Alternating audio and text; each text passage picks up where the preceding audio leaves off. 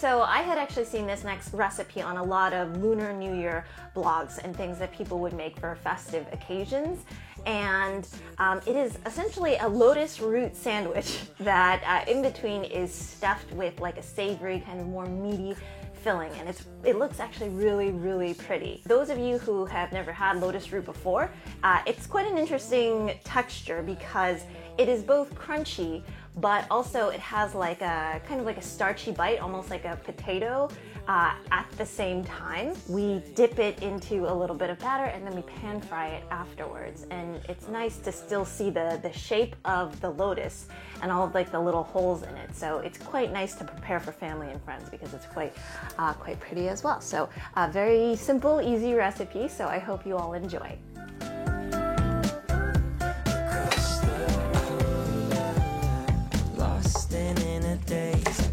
Your sudden gaze and time, it started racing. But moments tend to fade and you're too far away from me to get my name in.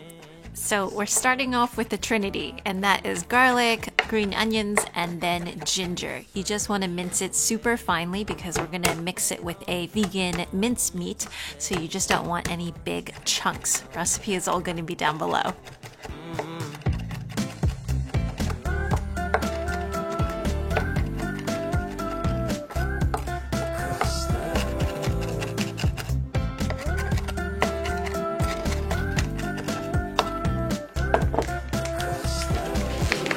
Pork.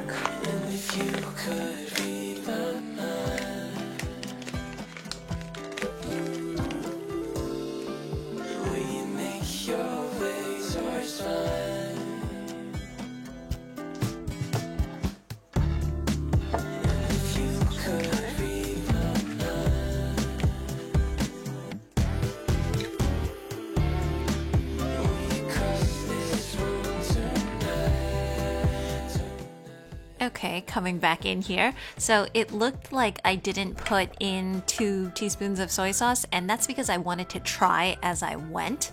I thought that the Omni pork would be saltier, but it actually was not, and I put in maybe between 2 to 3, so almost a tablespoon of soy sauce in there.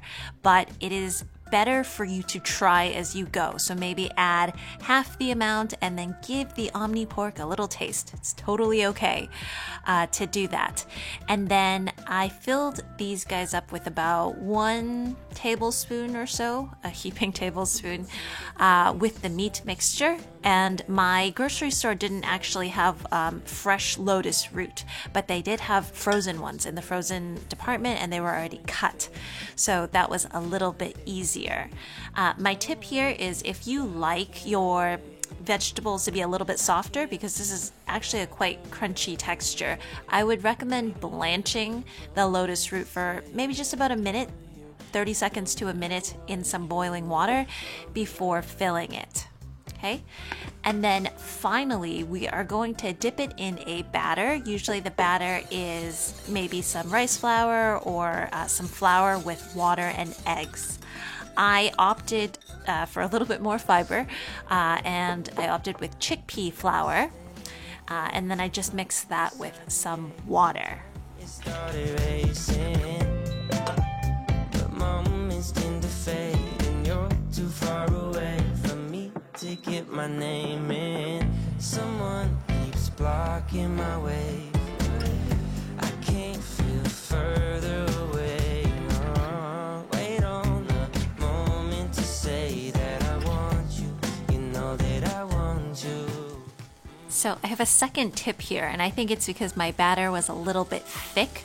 But if you want to kind of see the shape and the little holes of the lotus root still come through, don't have the batter be so thick. Actually, second time around, I thinned out the batter a little bit, and then I made sure to really wipe off the additional batter, because you only want a little bit, just to create a little bit of crust.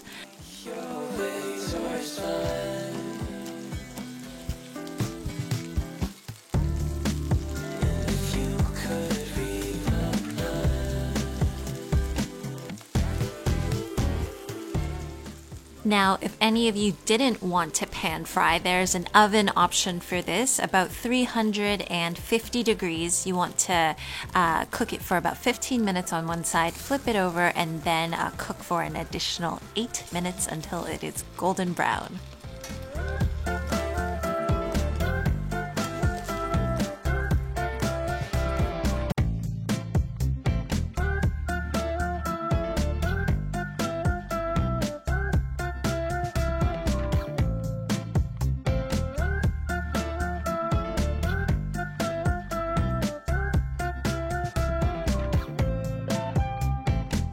Into the place, I spot you from a ways. My heart, it started racing. The crowd across the way, the flat was on your face, and then I'm from the 80s. Someone keeps blocking my way.